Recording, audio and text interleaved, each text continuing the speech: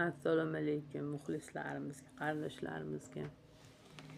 Bugun mana bo'ldi, bitta voqea bo'ldi. Bitta kampircha menga aytyapti endi. Menga deydi, og'riq qoldiradigan deydi, olib kelib ber, shaharga borsang deyapti endi.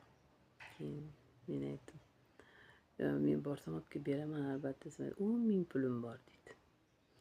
Keyin mayli, olib kelib beraman dedi.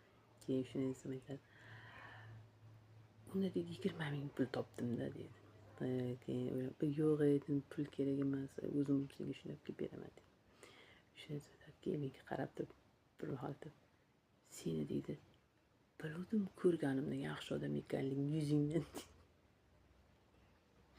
Keyin ha, yaxshi odamman dedim. Keyin puli bo'lmasa ham odamni qiyin-da dedim. Qarang, tavba. Bo'lmasa 10 ming so'mlik dorini aytyapti-da endi. 10 ming ham turmaydi-da u. Deb nima qilib qoldim. To'g'risi ta'sirlandim. Sumkachasini ushlab olgan ko'rsangiz. Ko'rsalang. Bechora qiyin-da dedim.